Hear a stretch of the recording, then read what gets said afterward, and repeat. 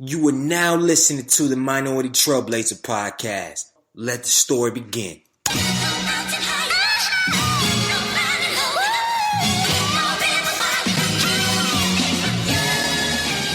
One time for the lovers, 2 times for the ladies, 3 times for the brothers, 4 times for the babies. Do you love her? Do you love her? Do you love her? Do you love her? Do you love her? Do you love her? Do you love her? Do you love her? Do you love her? Do you love her? Do you love her? Do you love her? Do you love her? Do you love her? 1 time for the lovers, 2 times for the ladies, 3 times for the brothers, 4 times for the babies. Do you love her? Do you love her? Do you love her? Do you love her? Do you love her? Do you love her? Do you love her? Do you love her? Do you love her? Do you love her? Do you love her? Do you love her? Do you love her? Do you love her? Do you love her? Do you love her?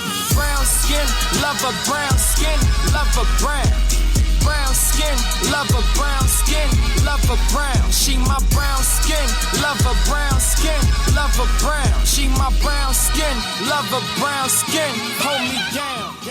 Welcome to the Minority Trailblazer podcast, and I'm your host, Greg Eel, the culture change agent. You already know in this show we interview young, successful minorities in a variety of fields to educate, empower, and inspire our current and future generation leaders. And always, I got a show for you. I just want to get you a quick updates before we jump on to the show. First and foremost, this show is phenomenal. This show is phenomenal. My boy George Hines Jr. is dropping gems. I want to be real though. We do talk about religion in the context, as well as we go. He's very personal in regards to his relationships and stuff like that. So, this is legit. So, if you have children listening to this episode, you may want to listen to it with them. And we just come from a real honest perspective and just share a lot of topics. And it's open episode, of course, but I just want to put that out there, FYI. This is a real deal conversation. It's still PG-13, right? But I just want to let you know. Also, too, if you've been listening on iTunes, if you haven't left a review, shame on you. Go ahead, stop right now. Leave a review. Also, remember, trailblazersuniversity.com. Make sure you go sign up to find more information about what's coming next in 2019. I'm really excited. So if you haven't already, go to trailblazersuniversity.com to find out more about the new platform that we are developing specifically for my podcast audience and people that want to continue to change the culture and learn from those people of color that are changing their culture themselves. I really don't got nothing deep to really talk about before we jump into the show. So we're just going to jump into the show, man. Side note, thank y'all so much for coming and joining the Mastermind program. It's full. We ready. We excited. We ready to go.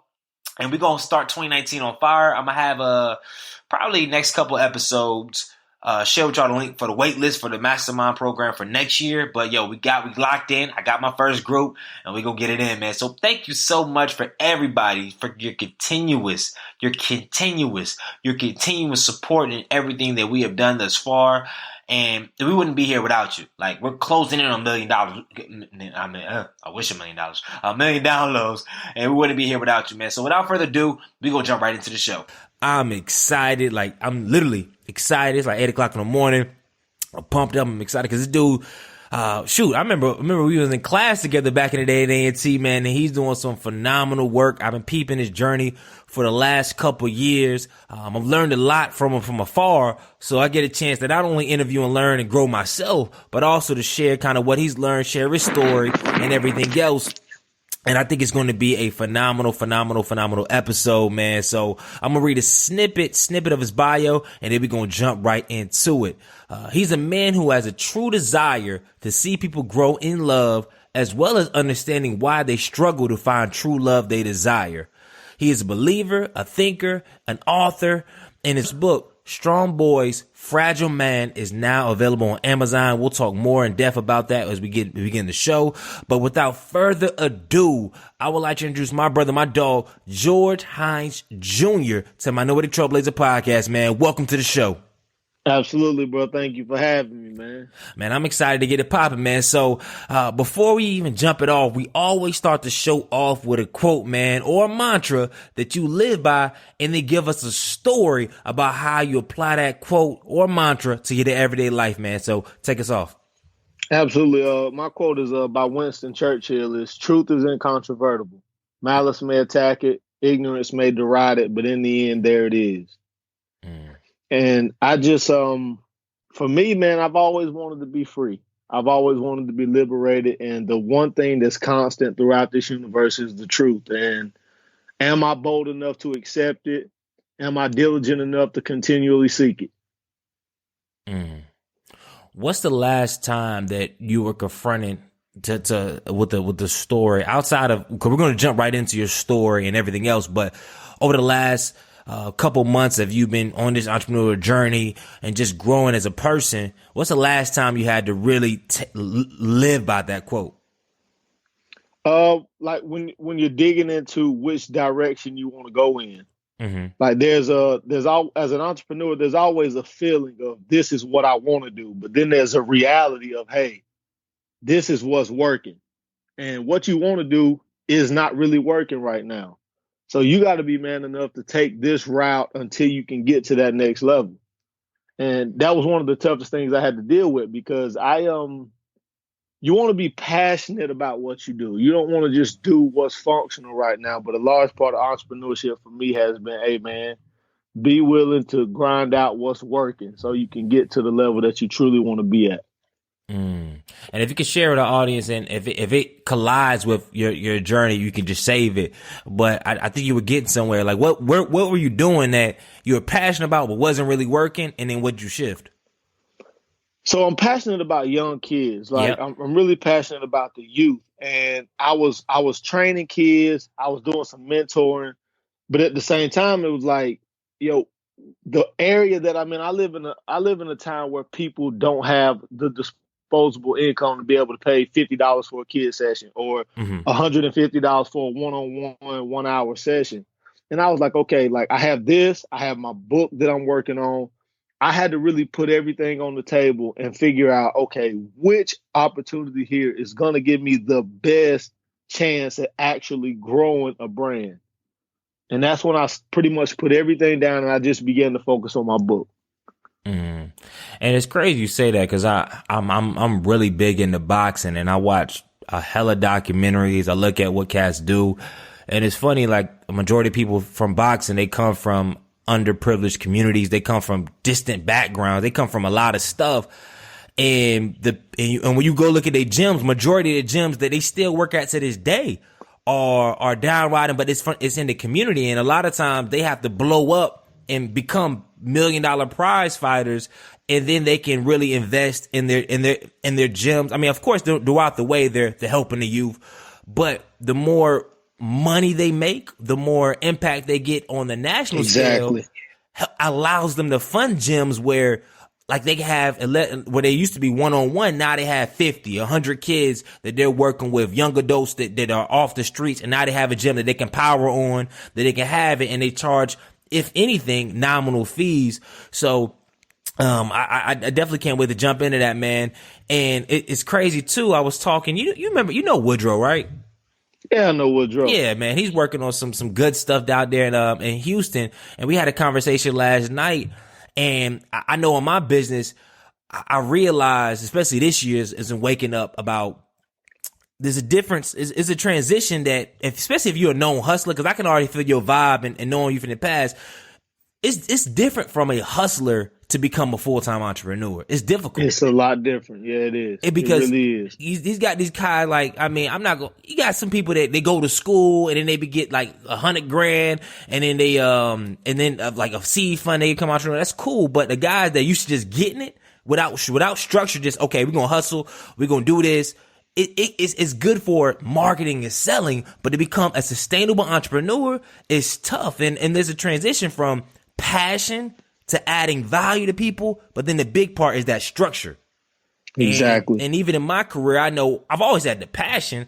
I've been able to add value to people way before I was getting paid to do anything. But that structure piece, hustlers don't got structure. Hustlers like, hey, we just gonna make this bread a day. Yeah. And we go, if it's a grand, cool. If it's a couple grand, cool. If you don't got nothing, boom. But the structure piece is what allows people that, you look online like, yo, they don't got half the talent. I mean, be real, they don't have half the talent, half the realness and authenticity, but they clearing over a couple $100,000 every year, easy. And it's like, what is the Easy. gap, man? And you like, what in the world am I not? It's something I don't know. It's something you don't know, but you're not going to get there. And that's why as we jump into this podcast, if you're not based in truth, Exactly. Because when you truthful with yourself, you like, okay, I don't know this. How can I humble myself and get into those circles of people that do? And once I get the techniques, oh, it's a wrap. Yo, let's jump into this story, man, because can you tell our audience, and this is going to really just narrate itself, can you tell our audience a little bit about yourself, man, before we get into your journey, your book, who you are and where you come from? Named George Hines Jr. And I get picked on about that a lot. So like, man, you got an old name. And I'm like, well, I got named after my grandpa. So in the country, if it's a name that works, we just pass it down until somebody decides to change it. So my grandpa's name was George. My daddy's name is George. He goes by our middle name Raymond, and my name is George. I grew up in the country, man. I'm family oriented. All my aunts and uncles and cousins, we pretty much grew up on the same street. Like we walk in the interchange houses like it's our own. If I get up right now, I can go to my uncle's house. I ain't got to knock on the door. I'll grab some food out of his refrigerator and eat it. That's just how we've always grew up. So I've always been family oriented. I love people. And because of the country environment and being in the Bible Belt, not only do we get a harsh dose of the truth, like you become almost numb. Like you're not bothered by what I'd rather say you get tough skin rather. Mm-hmm. Like you're not bothered by outside factors, man. And it has molded me in such a way that allows me to really deal with myself on a personal level and get the best out of myself. What do you mean by that? Like you're not dealing with like paint the picture to our audience that not necessarily from the country or can identify. Like, what do you mean by you're kind of isolated in a sense in that way? So basically what it means is like, because this is our neighborhood, this is for all intents and purposes, this is my world. Mm-hmm. And my family, we are relentless. Like let's say you're just having a bad week, lose your job, car breakdown. Family gonna be like, man, I don't know why you had that rinky dink car anyway. I told you to quit that job 2 years ago when they was tripping on you about this. And they ain't saying, man, it's gonna be all right, man. You're gonna be able to do this. Prime example, I was growing up, I was a baseball player, right? Mm-hmm. One particular game, I had and I'm a young kid, I had one of the worst games that you could have. And I'm crying, I'm throwing the bat. My pop snatched me up. He said, listen, you struck out all them times. Ain't nobody had that bat but you. And if you gonna suck like that, I mean, he didn't say these words. I'm trying to make it sound good. If you gonna play like this, then you might as well quit and go get you some pom-poms because I ain't spending my time or money on this. And I'm like, in my mind, I'm like, dang, Pop, like, encourage me. He ain't encouraged me yet. And what that allowed me to do, it allowed me to start looking at stuff. I'm like, God, I know this man loved me. So what is he really trying to do? And that right there, man, once that started to click for me and I began to figure that out, I'm like, yo, there is no level of negativity that can pull me down in this world. Because my pops, my family, they've already primed me for what the world is going to throw at me. So everything is fuel for me. And when you say that, because I know you had, you went on to have, and we're going to talk about a pretty good baseball career and a multi-sport athlete. But how was your relationship with your father growing up? Man, it's tremendous. My pops has always been Superman. Only until I grew up did I start to see in every relationship, father son, mother daughter, father daughter, mother son. There are always going to be some deficiencies that as an adult you start to pinpoint. But growing up, man, my pops has always been the man I wanted to be. Like, if I could make him proud, that I knew that I was doing something good. And it always made me strive for the highest level. I remember coming up, the first address I knew, and this is no joke, was 1600 Pennsylvania Avenue. He would always say, son, that's where we going. Mm-hmm. Now, I don't know if he really thought I was going to be the president. Mm-hmm. Or if that was just the standard that he set for my life. But that was always it. That's real, man. That's real. And to jump into your story, man, your journey, when you wrote your book, before you wrote it, why did you because I want our audience to grow in this space of building healthy relationships, not just in woman, man, whatever your affiliation is, but just in general with people and love. So what was what did you have to go through to A, become honest with yourself, but to B, then start to articulate that to the masses to encourage and inspire them? It's a brutal process, man. I went to the point where I began to entertain thoughts of suicide. Not that I would ever really kill myself. Not you know what I'm saying. Not that I would ever kill myself, but you start thinking little crazy stuff, and you're like, yo, why are these things not working? Like there have been instances where my friends wasn't working out, relationships with women wasn't working out, relationships with my coaches wasn't working out, and I'm just like, yo, why in the world is this stuff not working?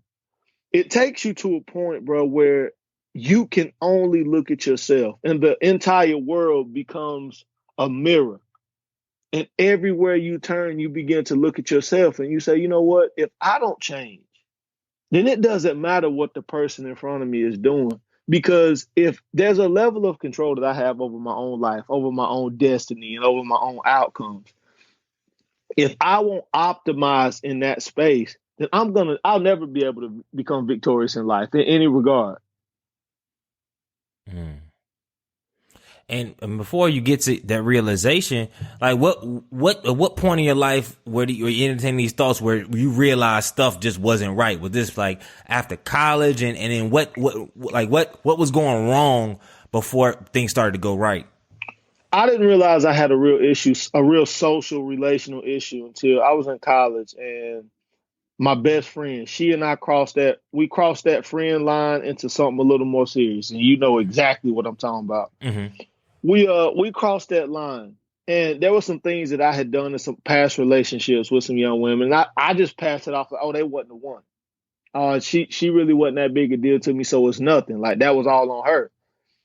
I got into this relationship with my best friend, like, and this was a woman that would ride like she was there on every single level, the downs, the ups. She would lend me money. She would lend her car. She would lend her space, like whatever I needed. She was there to be accommodating because we were friends on that level. Mm-hmm. And it was reciprocal at the time. Mm-hmm. So when she and I crossed that line, I'm like, all right, like, this is it. If there's ever an opportunity for me to prove that I can be faithful, Mm-hmm. if there's ever an opportunity for me to be in relationship with a woman that I truly desire to be with, this is it.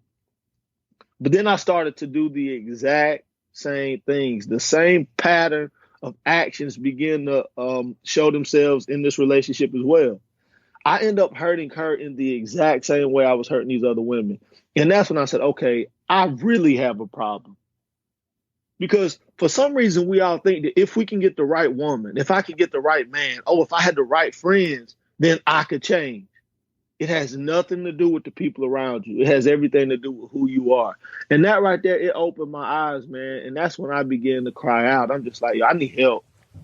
Somebody's got to help me. Somebody's got to show me a better way because this ain't it. That's real, man. And it's crazy that when you were talking, the biggest thing that stood out to me was it's scary when you really have to, when things are not going as planned, to really sit down and think like, yo, I'm really messing this up. Like, it's really me, because it's easier, it's simpler for us to look at others' actions or whatnot. But then when you got to sit down and then you're like, how do I make this change? That's when things can kind of go awry. Exactly. And we never want to take blame for anything, man, because we're always looking to pass that responsibility off somewhere else. Mm. So once you realize, like, yo, it's me, what's going on, how did that change? Like, what steps did you start to make to change? And how, most importantly, how did that impact your life? Got you. So I started at the top. I started with God. I said, it's almost like when you got to clean your room and you're looking around and you just can't seem to figure it out. So you rip everything out, put everything on the bed. It's like, you know what? I'm going to put every single thing in this room on this bed, and I'm going to start from scratch. I started at the top, bro. I took God, I put him on the shelf for a second. I said, all right, God, I don't even, at this point, if you are real, I hadn't lived in any way this acknowledging or honoring to you and to who you are. So I'm just going to put you on the table. I literally started from the scratch, bro. Everything I knew, every detail from my parents, from church, from family, I questioned everything that I had ever been taught in my life. Mm-hmm. And I began to work through it one phase at a time. So I entertained atheism for a while. Mm-hmm. Because I'm like, maybe God ain't real.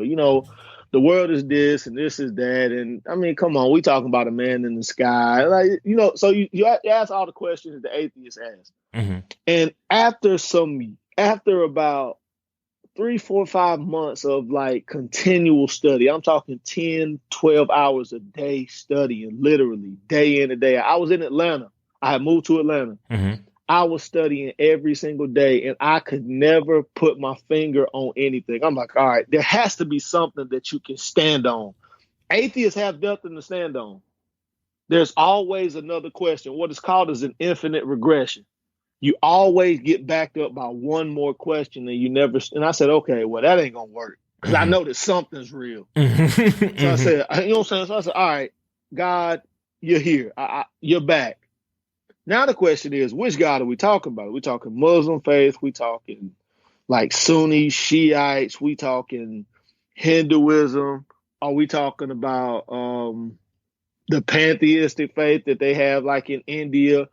Like, are we talking Buddhism? What are we talking about? Is it Christianity? How do we drill down to answer these questions? And I began to work through all of those, bro, like one phase at a time. I said, you know what? It's not that Jesus Christ was wrong. It's just that the application of his principles, they don't seem to really work in our community. Because all the Christians that we see are broke, most of the Christians we see, broke, struggling, complaining, satisfied with just a little bit. And I'm like, nah, I don't want that to be my life. I'm like, God, so if this is the route I'm going to go, you're going to have to teach me how to be an individual. I still need to be myself. I still need to be as cool as I was when I was doing what I was doing. Mm-hmm. And I want to be wealthy. And bro, so what that taught me was you got to think for yourself. Stop accepting what the world gives you just because it's what the world gives you. And that's when I started this journey, bro, and it changed my life. So let's continue narrating, man, because I don't want to continue to interject it because I think we're going in a good place, man. So, all right, now, what were you doing in Atlanta like this whole time? I know you were studying for that long. Like, were you working still? Were you hustling? I was me and my homeboy. I had just finished college. One of my freshman roommate at A&T, my boy Willie. Mm-hmm.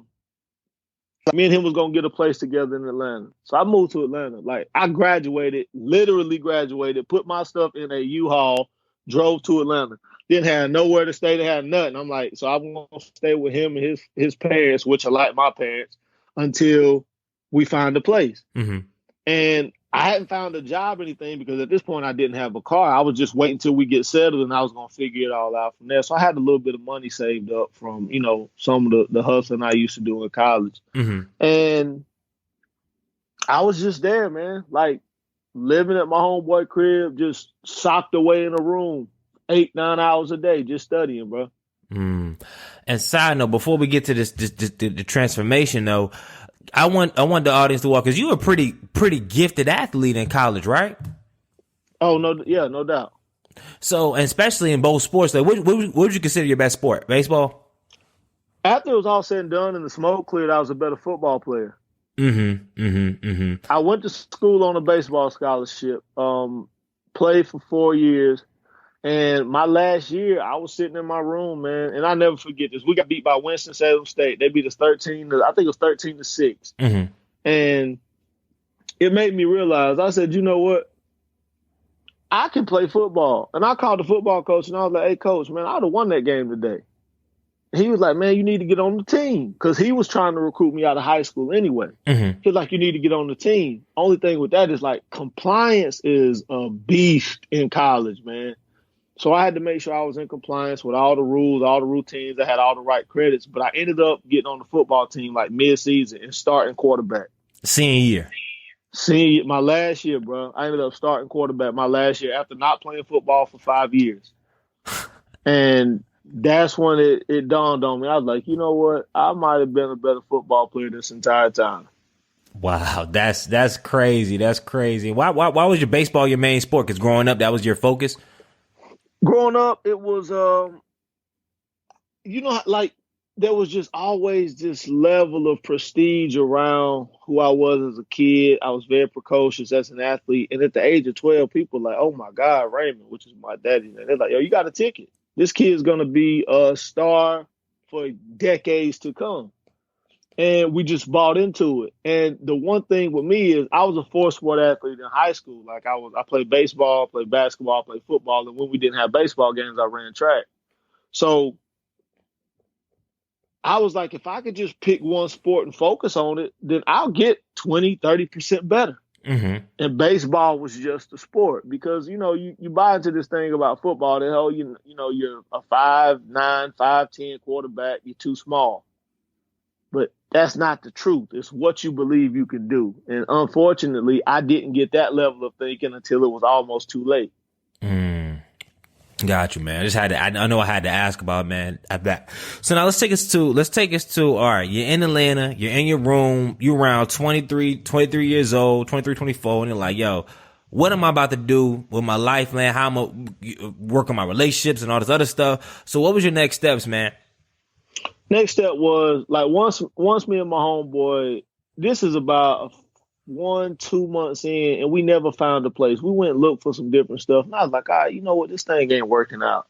So me and my homeboy, you know how you start to get that tension with people, like the conversation ain't going good because y'all can't really figure out where you are, and I'm just sitting in his crib. His parents like, hey, what George doing? Like, you going to work, he just sitting at the house. You know what I'm saying? Like, hey, what's up? And so I'm like, me and him have a conversation. He was like, hey, G, man, like, I just don't think now's the time because if it was, things would be going a little more smoothly. I agree with it. So I called my pops and I'm like, hey, pops, man, like, I kind of need to come home. My pop was like, ain't you down there living with somebody else anyway? He said, you know good and well you come stay here with me. Uh-huh. So I came home. Mm-hmm. And the day I came home, I kid you not, bro, I got a job coaching football at the high school, like $1,200 on the spot. I'm down there struggling to buy a box of cereal. Mm-hmm. $1,200 on the spot. A week later, I get another job working at the State Employee Credit Union. So I come home and like doors start to open immediately for me. And while working at the credit union, I didn't utilize the job for what I should have, but I had access to a computer. I had access to an internet. I began to study the word of God, bro, as if I was going to preach to the world. and man, it literally, it transformed everything that I thought I knew about who God was, who Jesus Christ was. And I started to get this real picture of this man, Jesus Christ. And I'm like, yo, this is one of the hardest brothers that has ever walked the face of this earth. I don't know how we get this picture of him that he's soft and, you know, he's well groomed and he's nice and loving to everybody. I was like, this guy was brutal. And if we can get a depiction of the true manhood and the nature of who Christ is, and not that I want to preach or anything like that, but I really want people to understand that there are these characters in life that we have to be able to truly get a real depiction of, or else we can't formulate anything else in our framework for the rest of our lives. Like, some things we have to know for certain. And understanding who Christ was one of those things. It's crazy. It's a theme around this whole thing of, A, of course, getting closer to God, but 2, commitment to study something that's on your mind in order to get to help you get better. Because I want our audience, because even I want our listeners to understand, even if you don't identify with Christianity or whatever, there's purpose. And if something's on your mind, because here's the thing, when something's on your mind, you can do 2 things. A, you can either invest in it and ask questions and kind of go deeper, or you can kick the can. Exactly. And a lot of times, yep, go ahead, hit it.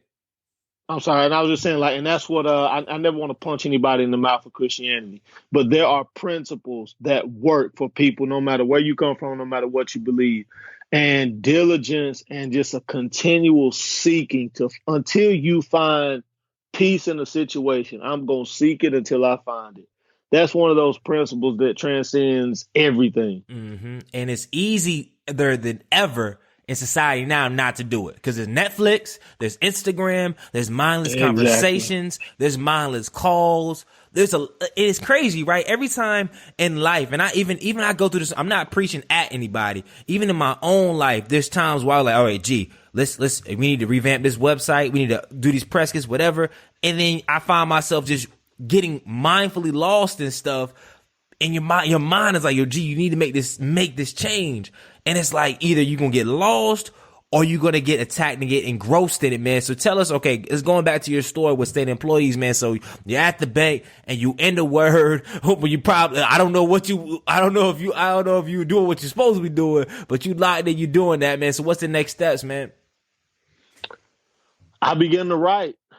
I began to journal, man. I had a journal and I just began to write scriptures in this book. And as I was writing scriptures, I would have these minor revelations.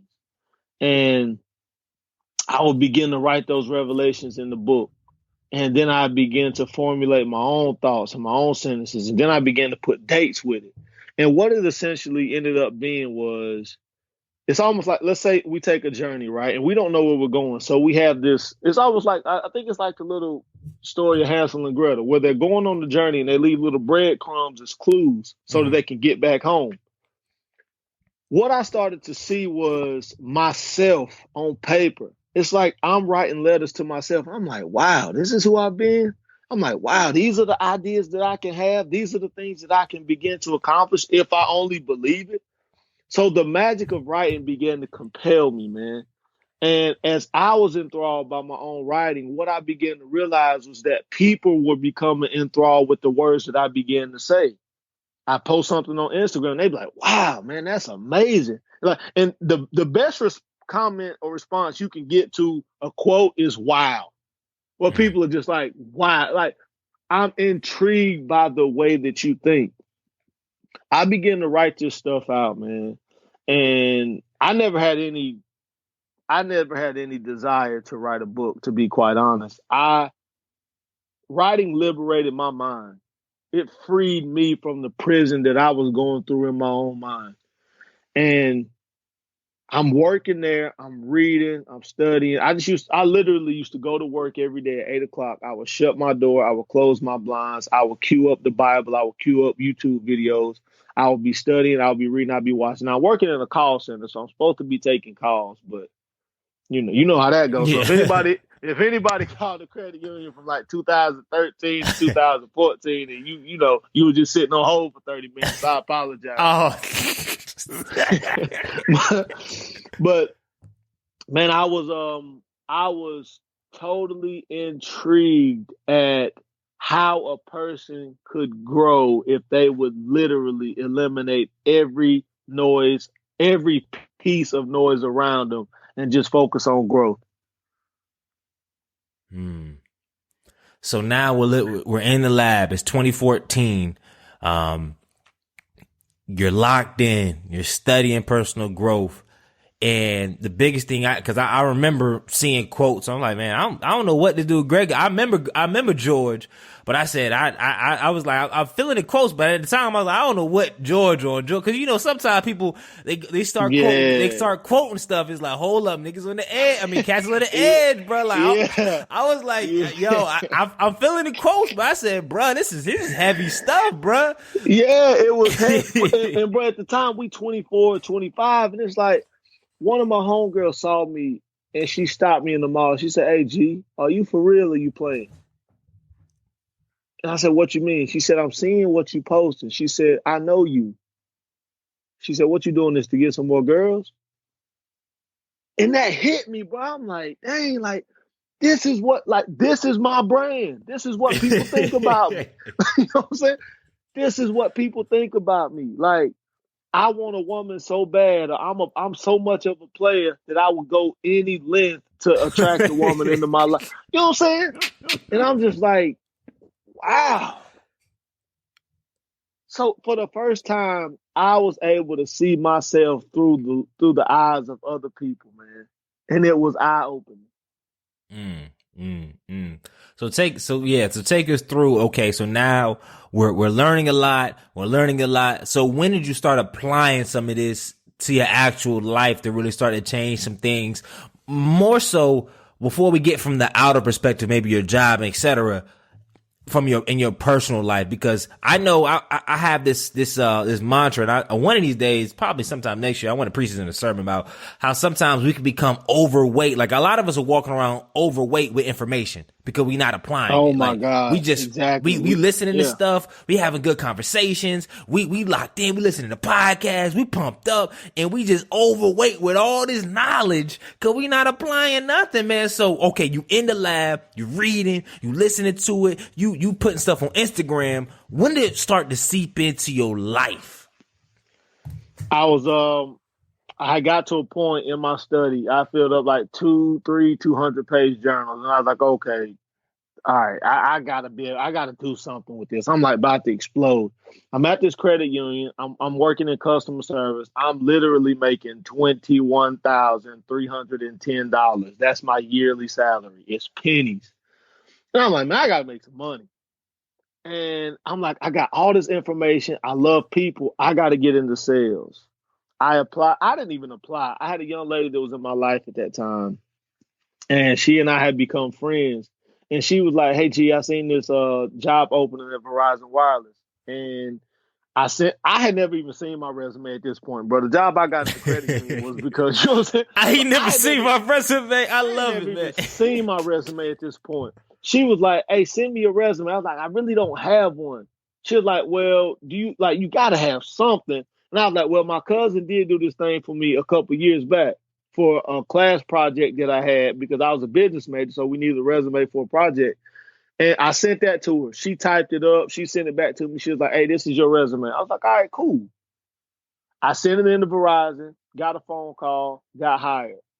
And I was like, God, this is what got me hired. In my interview at Verizon, I told the women, I had done the math on this. I said, if I can make $33,000 a year, then I'll be in heaven. The lady looked at me and she said, "Well, what about 60 or 70,000?" And I paused for a minute. It froze me because I'm like, I don't know nobody that made $60,000. Mm-hmm. She said, "What about 60 or 70,000?" And I was like, "Yo, that'll change my life twice." And everybody in the room busted out laughing, bro. And they was like, "Yo, we knew in that moment that you were gonna be one of the best hires we ever had." And I came on, bro. I became like one of the top salesmen in the company, and I was just shattering all these numbers that people said you couldn't hit. And it made me realize, I'm like, yo, this is the manifestation of locking yourself in a room, not allowing anybody to dictate who you are, what you can become, and just going out and living it.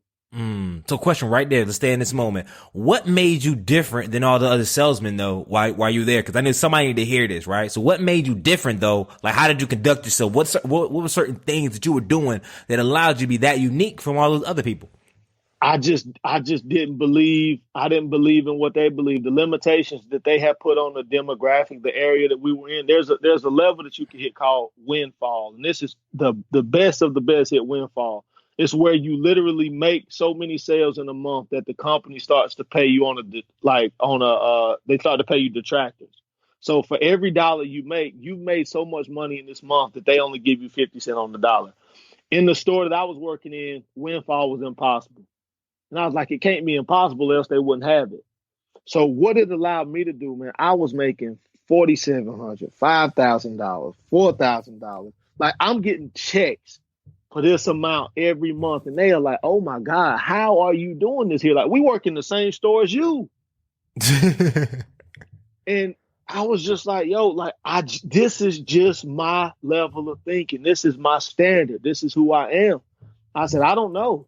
I don't know how it happens, but bro, when you just believe, like there would be times where I hadn't sold a phone all day. We close our store at 8 o'clock. At 7:57, somebody will walk in and they say, "Hey man, I need to add 7 lines." It's just like there. It always works out, man. If you are just sold out and committed to an outcome, no matter what. I won't eat lunch today. I won't eat lunch tomorrow. I won't take a break. I'll hold this until I go home. I'm not leaving the sales floor. And every day that I went to work with that mentality, something amazing happened. And after you compile those days together, you have a phenomenal month. You continue to compile those weeks together, you have a phenomenal 2 months. And before you know it, you're one of the top salesmen in the company, hitting numbers that nobody in this district has ever seen. And it was all a result of who I became when I locked myself into that room. So I do believe in locking yourself in, like you said. I believe that there is a time frame in which we should stock up on information because the winter is coming. We should prepare for the winter, but we got to understand that when we go out, whatever we learn is going to sustain us through the good days and the hard days. I think that's really pivotal here because there's a lot of schools of thought to all this stuff, right? And there's individuals that have been successful doing a variety of tactics. But I think I do see a shift online in what I think people see than rather than what really happens, because people see people that are working diligently, like they say that you can actively see working every single day, right? You're like, okay, cool. I just need to grind it out every single day, do X, and that's fine, that's great. But I do think there's a value in this stuff that people don't see. Like maybe it is 8 to 12 months, maybe a year it takes for you not to be online, for you to really just studying and seeing what's working, what's not working, self-development, whatever it is. Like, and that's okay. Like, I think society has it in our head that is not okay to take, and when I say take a break, that means just chill, but to have time. But I don't think society realizes a lot of the businesses a lot of the icons that we look up to, like the billionaires, the millionaires, whatever. Yeah, a lot of them Jobs, Tom Bell, Hugh, those guys. They were broke for many years. In many years, and they were broke, and they were just learning. They were taking time off, and even the people that weren't broke, there's people I know that I've read stories about that I know personally that have got $100,000 investments, but they didn't get a dime of revenue within the first couple years. We don't realize that broke is a part of the process. Like there's something in being broke that allows you to remove all pretenses. It allows you to take all of the air out of your chest, and you have to say, dang, can I really live this type of life?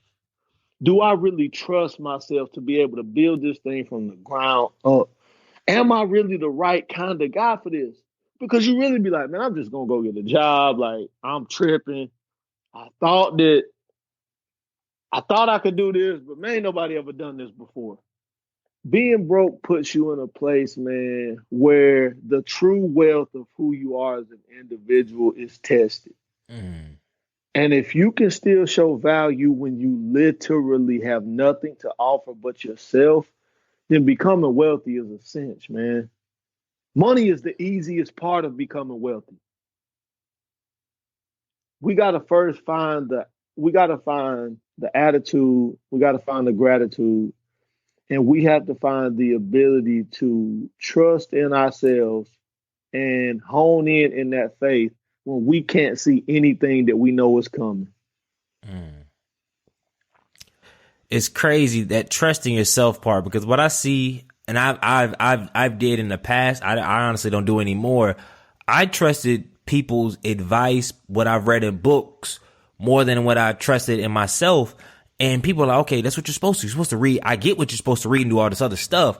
However, I think sometimes we want to trust everybody else's opinions on wealth building, opinions on X, Y, and Z, opinions on this, but we don't trust in ourselves enough to actually act on stuff. Exactly. And to really live in it. Like, because when we say broke, we're talking about from a financial, but not like from a regular perspective. But when you are that, you can't hide behind your job.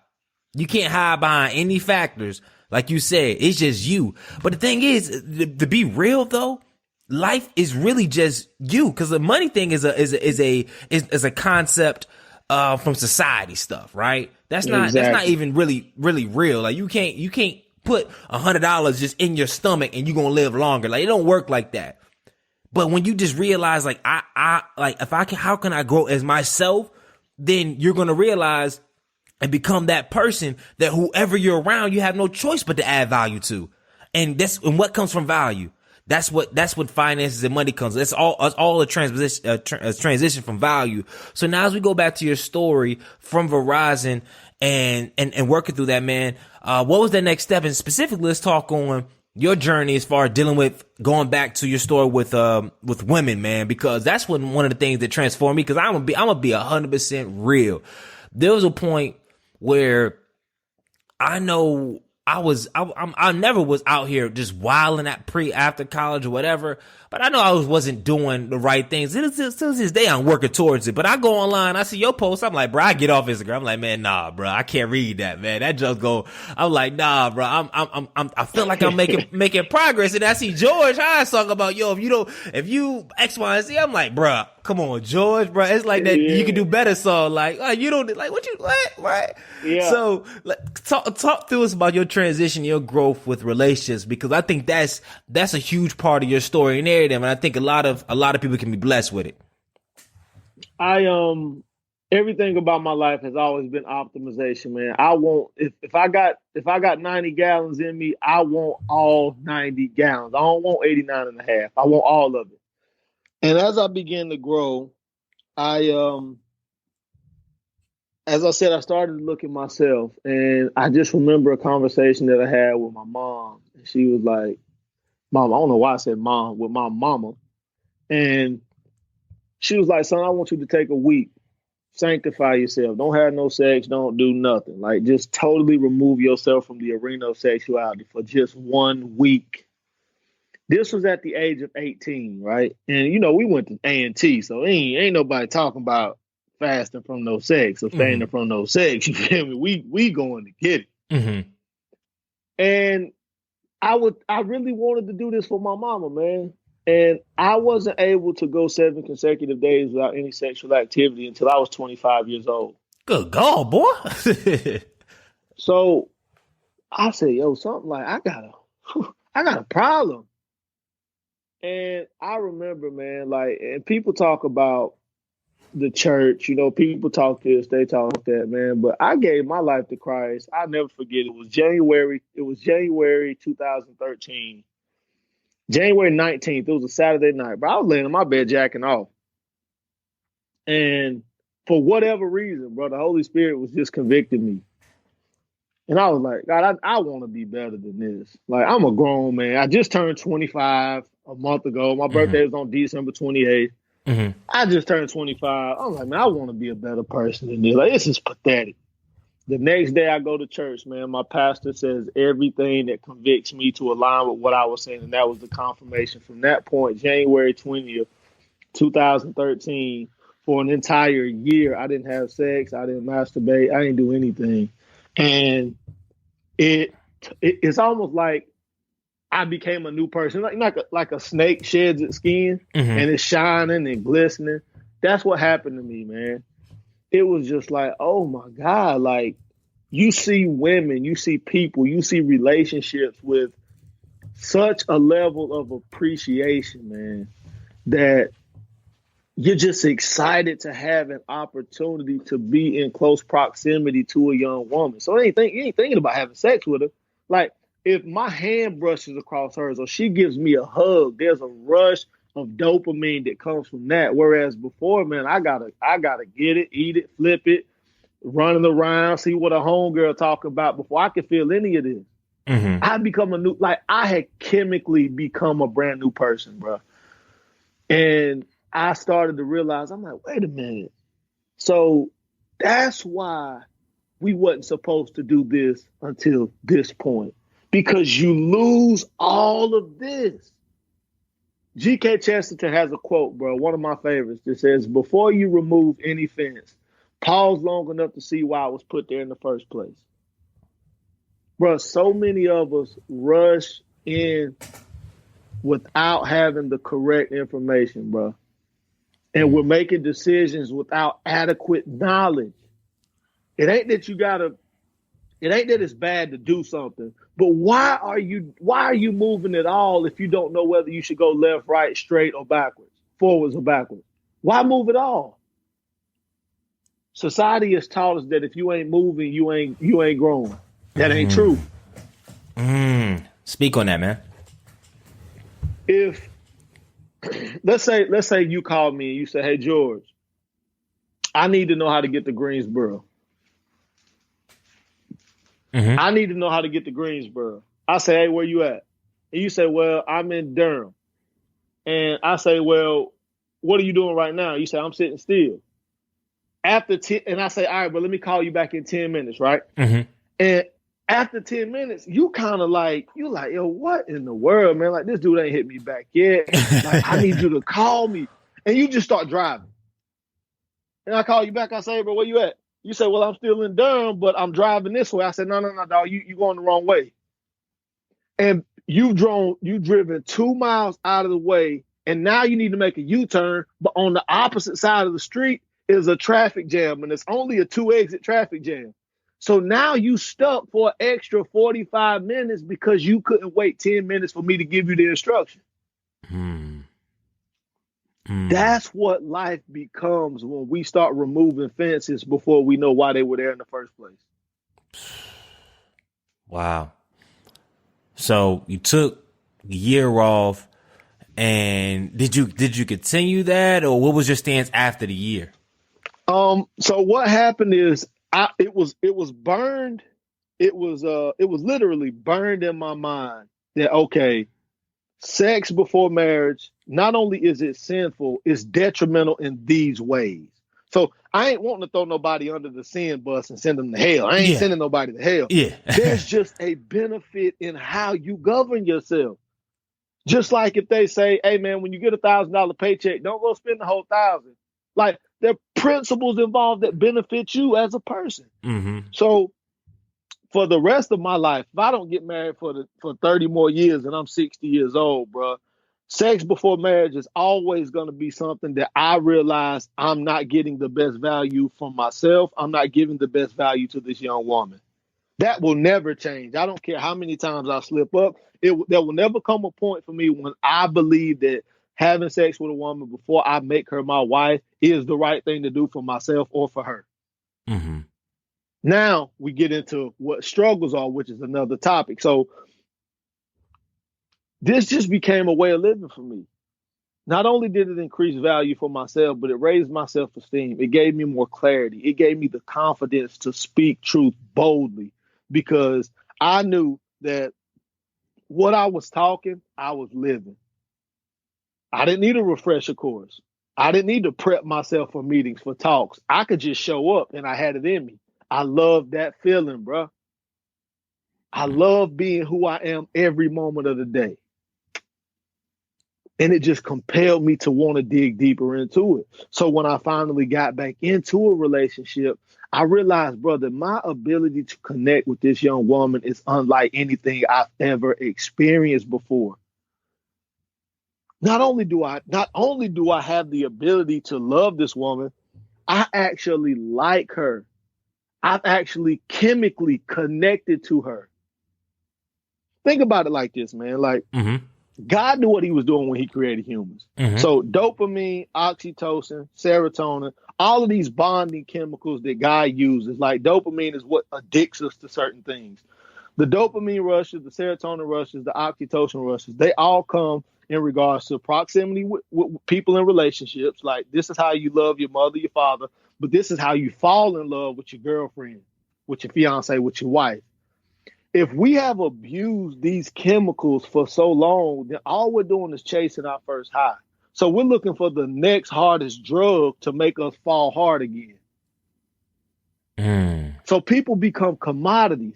Once you commoditize humanity, bro, we are outside of the realm of what it even means to be impactful in life, because we're not treating people as we should. Man, you speaking, bro. Once these thoughts started to infiltrate my mind, I started to look at, well, wait a minute, man. Like, this is when I really started to see how the enemy works in people's lives.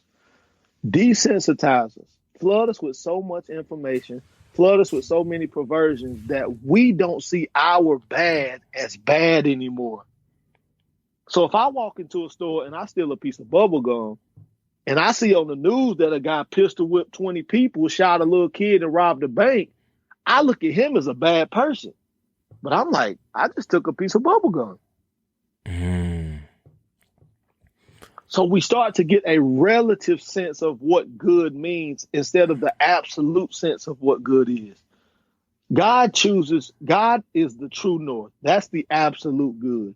But we settle for this relative good, and in our eyes, because we've dehumanized everything and everybody, we feel like we're better people than the people that we quote unquote call bad. Man, I'm not even gonna speak on that, man. That's jewel after jewel right there, man. And what are some practical steps though for those that are in relationships before marriage or that are seeking this to get into better relationships and become that better man? Stemming from your book, like what are some takeaways that our audience should take home like right now? Because I do want to break down, I know you shared a lot that's probably in the book. Before I want to do a deep dive in the book before I let you go. But what are some things right now that our audience could take away to build better relationships with people? And then more so for people, one, and then the second is for those that are in relationships.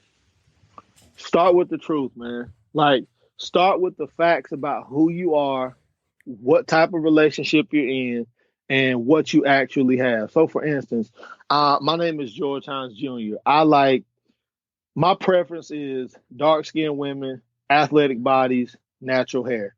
Oh, that's great, George. What's your girlfriend look like? Well, my girlfriend is light-skinned, she wear weave, and she don't really like to work out. Okay. Somewhere, if you hadn't already hit a wall, you're going to hit it because what you just gave me and what you actually have don't align on any level. That's the physical presence. That's the practical sense. All right, my name is George Hines Jr. I like women who love family, who church oriented, and want to have children one day. Okay, George, tell me about your relationship. Well, the young woman I'm in, she didn't grow up in the church. You know what I'm saying? Her and her mom don't get along at all. She never met her dad. She don't speak to her sisters. And she's career oriented. She doesn't really want a family. So, okay, George, what the heck are you doing? Are you sure you know who you are? Why don't you have the confidence to go after what you say you prefer? If we would just start with where we are, what I say I want, look at what I have, then we would start to say, okay, either I'm not serious about what I want or I'm just a liar. The practical step is always being real about today. What would I change today if I had the power to change everything? Who would I get rid of today if I had the power to get rid of anybody? Who would I bring into my life today if I had the power to go get anybody? And that's where you start. That's the practical step. And then there's this fear that comes of, dang, man, but if I do this, I'm going to lose this person. Dang, if I say that, then I'm going to lose this. For George, it's, dang, I know I like dark-skinned, athletic with natural hair, but my girl give good head. Mm-hmm. I don't want to let that go. That's real. So it's like, as much as I want that, there's some things. So now we talking about the strongholds. Now we talking about the things that cause us to go that extra 45 minutes when we only had to wait for 10. We removed this fence without seeing why it was put there in the first place. So we get attached to things that we don't even really want. There's just a reward attached to it that we can't seem to let go of. So now we're addicted to the high and we're not addicted to the person. So again, we've commoditized humanity.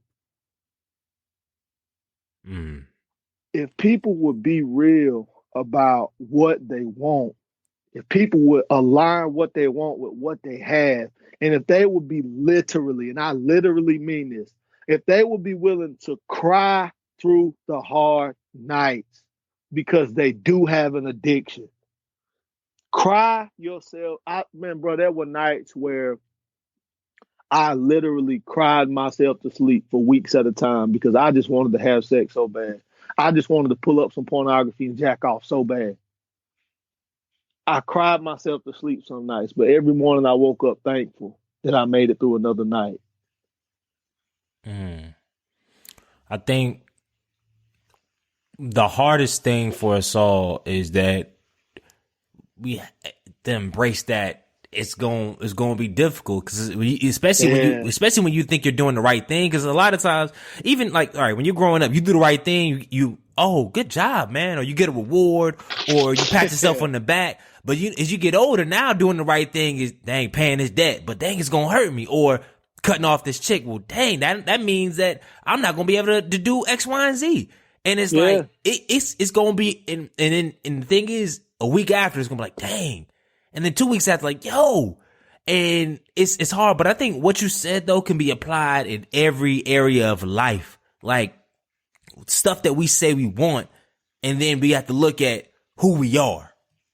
Yes. If it's like, if this is what you want, I know you want to make your business blow up. I know you want to do this. I know you want that. But who are you?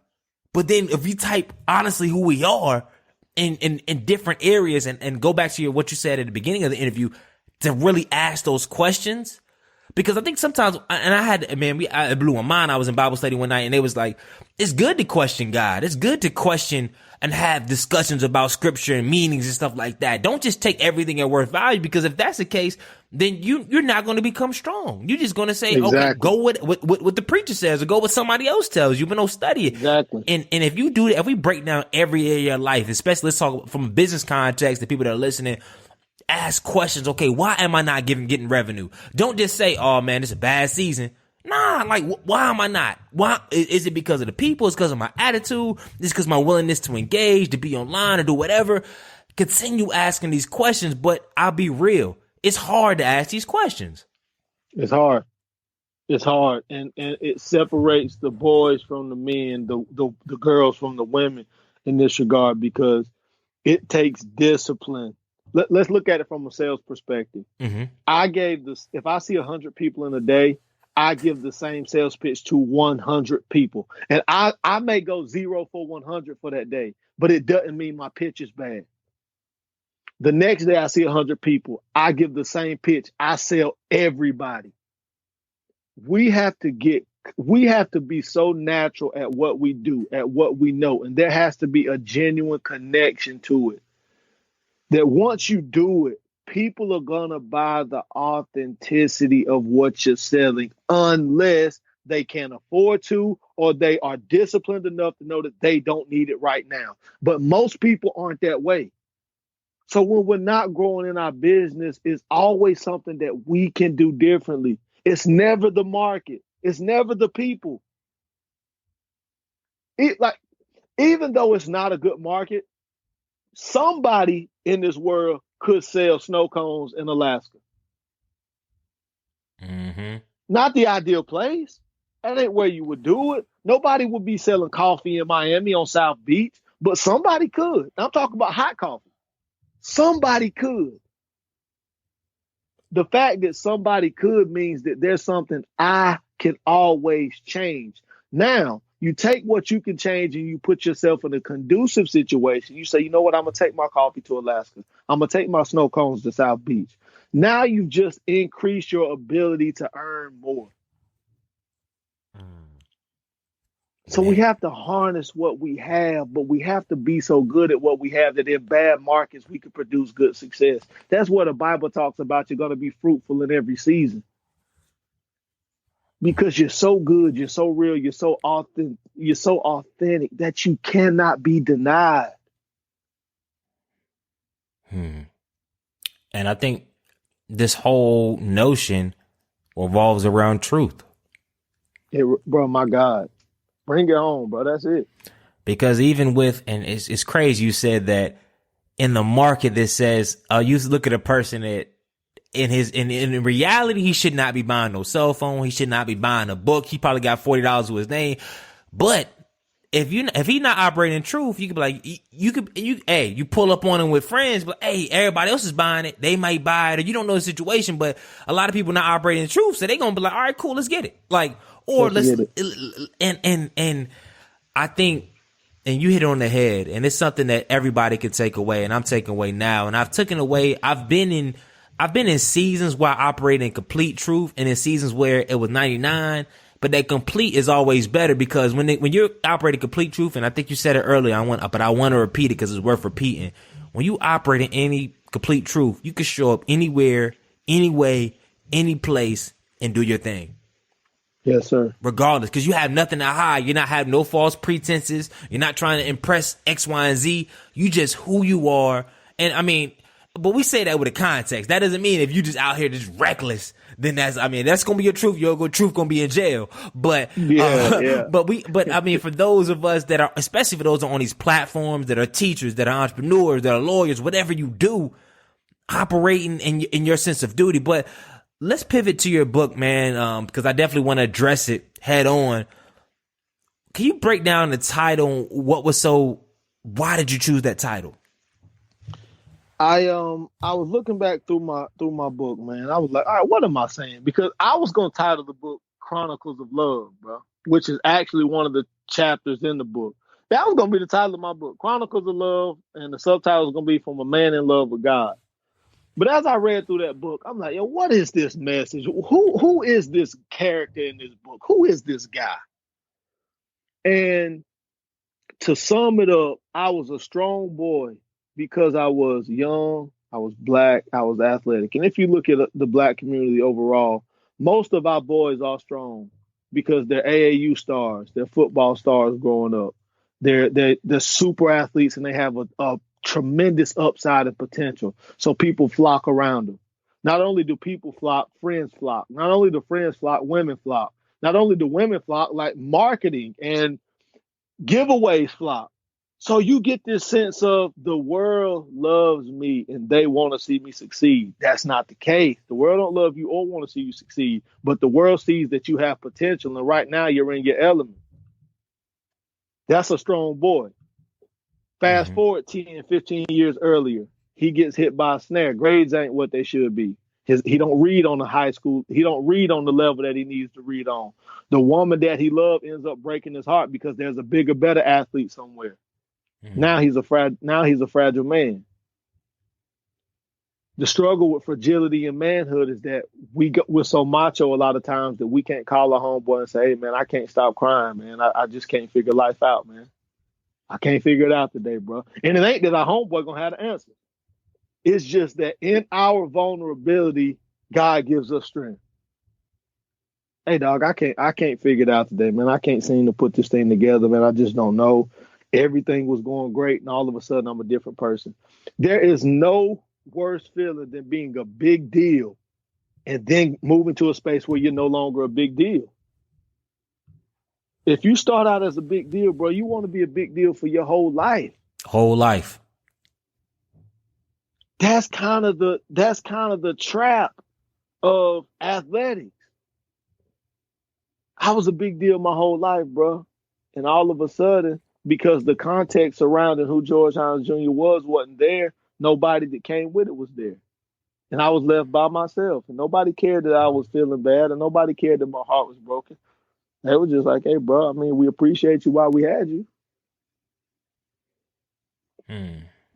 That fragility, it compelled me, man. Like it just engulfed me, and I was down and I was depressed. And I just remember saying, yo, it can't be like this, man. Like I gotta be something.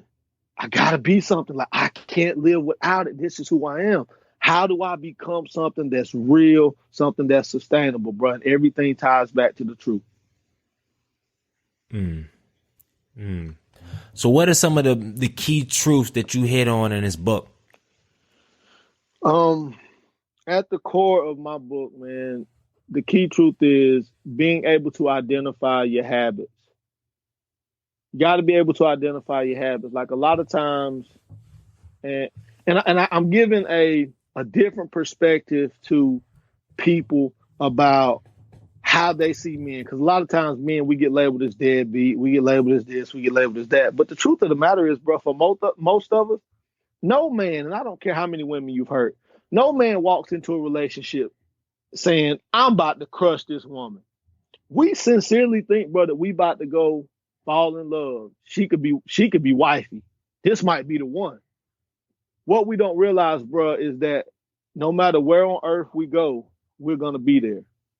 Meaning that if Rihanna showed up at my door today, dog, I still got to deal with George. And the prestige of who Rihanna is is compelling for a while. And it keeps me attentive for a while. But after I've grown accustomed to the new norm, I begin to be me again. Mm-hmm. So what I'm doing in this book, bro, is I'm exposing all of the habits that cause us to become who we are and how hard it is to break those habits without some transcendent power. And there's a revolution that takes place throughout this book, man. And there's a climax in the book, man, where there's this young woman that I want to be with. And the opportunity that I have to solidify myself, my youth and my inability to be sound in my thinking caused my life to go into a spiral, bro. And this book is a cry from my heart for one particular young woman that I would have done anything to have in my life. I just wasn't the type of man to be able to get a woman like her. Man, I'm gonna leave it right there, and then we're gonna during this show, all the links to the book and all that stuff is gonna be in the show notes, and that's real, man. But as we come to a close, I know I got a culture change round, rapid fire answer questions, but I do want to I got a couple more things before we even get to that. The first being after the job, or you're working at Verizon. What happened in between Verizon to now doing your own thing full time, as a change agent, as an entrepreneur, as an author? So Verizon, bro, I did exactly what the lady said, 60, 70,000. I actually exceeded 70,000 by a pretty substantial amount. And I hit that mark that all young people want to hit. You know, well, I didn't get to 100,000, but I was vastly approaching 100,000 had I stayed consistent. The old me started to show back up. You know, I had went through this spiritual enlightenment, but now I got this money. So all the stuff that I did to get to this point, what I didn't realize was that I had to do more to sustain it. Speak on that, man. I'm glad you opened that door, because that's something that people don't talk about. Like you can go back. You can. Oh my God! And the regression is abysmal in most cases. It is abysmal in most cases. And and this is just me. I blame school for a lot of the way that we carry ourselves in life. You know, we go through and we take our finals and we get our college degree. How many people can sit for their finals 2 months after the day of finals and still pass it? How many people can sit for their finals a year after and still pass it? A very small percentage of people. And it's because we don't stay abreast in the knowledge that we gain. It's not a one-off. I can't have body of the year in 2017 and go eat Debbie cakes the whole year and come back in 2018 and win. We have got to do the work to sustain, and I just didn't do it, bro. I was making money. I got $5,000 in my pocket. I got $10,000 in my bank account. I got another 1,200 coming today. I got another 4,000 coming next week. I wasn't tripping. I was doing whatever I wanted to do, man. 500 here, 600 there. I got a girl. You know, I'm calling chicks, and we going to spend $1,500 at the mall. I'm splurging and doing all kind of stuff. I totally misplaced all the principles I had, bro, because success really exposes who you are. It exposes the true you. And I ended up getting a relationship, bro, and it was almost the death of me. And when I say almost, I literally mean death. It was almost a fatal encounter. And I had to pull back. And I said, okay, God, I see what happens when we take you for granted, when you bless us, and we take our blessing and we use it all for ourselves. I want to be in covenant again. And the part about that, bro, is when you come back, you have to make a different level of sacrifice.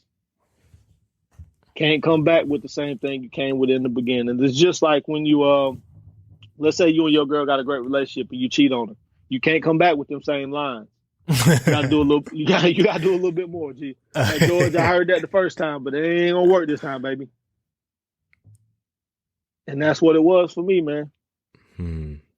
Man, I leave it there, man. That's real. I think that's I learned that this past year because I know 2017 was a groundbreaking year for myself, and people have heard about it on the last couple of episodes where everything I thought it was really about to blow, man. We got a lot of crazy big gigs, international gigs, doing some stuff, but there was some things that I just failed. I ignored. I left in the closet and I was like, yo, I'm not working on that, man. Nope. We're not even going there. I didn't even address. I felt like we were beyond that. But then they came back again. It was like, this is like the third time. Like it always happens. Like I keep boom, boom. But I think you said something deep is you have to do more to sustain it. Like I was doing the same thing. Okay, cool. I'm gonna continue doing X, Y, and Z. Be good. Nah, you have to do more to sustain once you level up. Like just doing the same things, it don't work like that because there're going to be new obstacles. And that's that's the thing. My old obstacles, we killed them, we demolished them, but I wasn't prepared for these new obstacles and what they really look like. So, I definitely can't wait to I'm gonna definitely get a book. Definitely can't wait to grab it. And it's the only place you can get it on is on Amazon, or do you have a other website where you can get it, or is it just through Amazon? Oh yeah, right now everything is just through Amazon. So I'm working on getting it in some more channels, but right now it's Amazon. Okay. So as we get to close, man, what does the future hold, man? What's next for you in 2018, dog? What's next for me, man, is like I'm a salesman by trade, right? So I'm a product guy. This book, dude, I kid you not, man, and I hate sometimes I hate to say it because it's my book, and I don't want people to think I'm hyping it because it's my book. This piece of work that God has allowed me to do, bro, is going to be a generational change agent. And I kid you not, bro. So I'm taking this book, dog, and I'm about to grind. Like, I'm employed by my book for this next year. That's it. All the speaking engagements that come, this opportunity with you. Man, I've been wanting to get on your podcast for what, 2 years? And we was able to finally get to work. Yep. I finally was able to do something that merited me calling and saying, hey, Greg, how can we do this? I want to work with you. Mm-hmm. I want to be on the Trailblazer podcast, but like I want to be there. I see what you're doing. I want to be a part of it. It took me doing something that I could believe in, bro, that gave me the confidence to finally call you. And the timing had to be right because I'm here. Mm-hmm. And man, when I tell you, bro, with your, there's something about people that, especially for the country, man. Country cats, man, they get it. Once they get it, like, that's what I tell all these cats. That's why corporate America don't be hot, don't be, they rock with country, but they don't really rock with country because when you get a country folk in the building, bruh, and they get to understand the metrics and how it really work, then the game changes. Over. It's over. Like, bro, once I'm telling you, dog, and I'm so glad you said that, bro. Once I learned the systems of success, I got the passion. I got the right amount of charisma. Once I learned the systems of success, and I don't focus so much on what you said in the beginning, like, dang, I'm better than him. I got more substance than him. I'm a better storyteller. I'm a better speaker. I got more passion. Once I humbled myself, bro, and I'm able to listen, like you were saying, and really say, you know what, let me allow him to teach me. Let me invest $2,000 in his program so that he can show me his system. Because once he shows me his system and I grasp it, like you said, bro, it's over. Man, so this is, I'm glad we got you here first, man. We going to expose it, and I'm excited for what God has planned for you going forward, man. I tell everybody, and this is one thing, I'll let y'all know my personal study. One thing I'm working on, because when I like you said, let's go back to that comment. I really, and to this day, still struggle at times, but I really used to be like, certain cats was like, yo, these guys ain't even real. I know these guys, and they be on stage talking because, and I'm like, bro, I know you, dude. Like, I'm not convinced, whatever. But then God was like, hold up, G. I'm not just a guy to you, yo. Like, this blessings for everybody, dude. Like, so if you say you truly love me, you gotta love that dude. Like, you can't be like that. Like, you just worry about getting better, but whatever they doing, You love it. I mean, of course, I'm not saying that if I know you phony, then that doesn't mean that Oh, I'm just yeah. rocking. But for the No, most no. part, you don't know everybody because there's certain things, like you said, there's certain things about your life that you phony right now. So it's like, don't go on that. Focus on you right now. Do what you need to do and curate a aura about you that know that you're a real dude. So then you don't have to really worry about that energy, man. So, it's culture change round. I got 5 questions. Give me rapid fire answers, and then we move on to the next subject, man. You ready to rock? Let's do it. What's the best piece of advice that you have never received? Learn how to love a woman. That's a whole different podcast too, because growing up, we talk about everything about women, but we never. I know I love my dad, but he never said, "Yo, G, let's learn how to love a woman," or "Let's talk about how you love a woman." Heck no. Never said it. Never heard it. If you could add one habit and take away one habit, what would they be? Acting now and not overthinking. Mm-hmm. And then what would you take away? I would take away the doubt. A lot of times we want to make sure something is great before we show it to the world. Yeah. But it's crazy that as you get longer in this journey, even myself is like, by the time you wait for something to be great, it's like there's so much stuff you could have got along that way. Exactly. It's like waiting for at the right moment. Like I think you probably talk about it, but waiting for the right moment to find the girl of your dreams or to become the person you need to be. If you keep waiting on that, you gonna be waiting till death instead of just like start working where you right now. Like you said, you gonna have back. It's like even with your journey with say respecting women and not in the sex thing, you gonna have moments where you mess up. But that doesn't mean that you still shouldn't strive to move forward because you're waiting for it to be that perfect guy. That sometimes that ain't gonna really come. Exactly, and perfection is one of the greatest enemies. Like you don't want to just be pathetic and apathetic. You want to grow, but perfection is a bigger enemy than just being trifling, I think.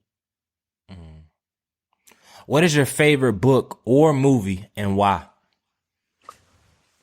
My favorite book is Think and Grow Rich. I like the ideas in it. I love the way that you can make things happen. My favorite movie is Social Network. It's pretty much the story of how Mark Zuckerberg created Facebook. Why is that your favorite movie, man? That's interesting. There's just one line in it where Mark Zuckerberg and Eduardo Silva are sitting in a restaurant and they're talking to the guy who's playing Sean Parker. And he says, you guys, he says to him, $1 million is not cool. And then, of course, the music and Hollywood does their thing. He said, you know what's cool? $1 billion. He's like, that's where you guys are headed, $1 billion valuation. And that just sums up our generation, where you have guys like Evan Spiegel, 26 years old, create Snapchat, become a first generation billionaire. Mark Zuckerberg does it. Jack Ma does it. Like, we live in a world where people who had nothing are controlling amounts of wealth that are changing the landscape of who we are as humans. Fourth thing, what is your biggest fear? My biggest fear has always been inferiority, not being enough. And that's why I go so hard, bro. And then the last question of the culture change round, man. If you were the president of the United States, what is the first thing you would do? If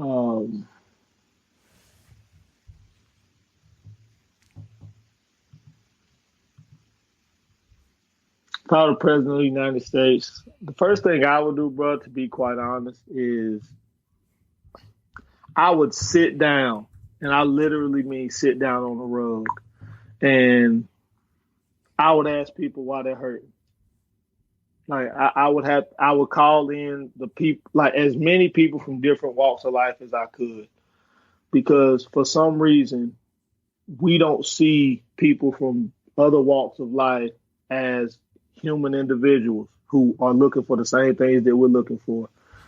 So I would humble myself to the lowest possible level, bro. If I even had to take off my socks and shoes and sit Indian style, I would take that position, that office, and I would want to be present. I would present myself as so humble that people would begin to let their guards down, so that we could just have a true conversation about what it means to be human in the greatest in the greatest potential country in the world.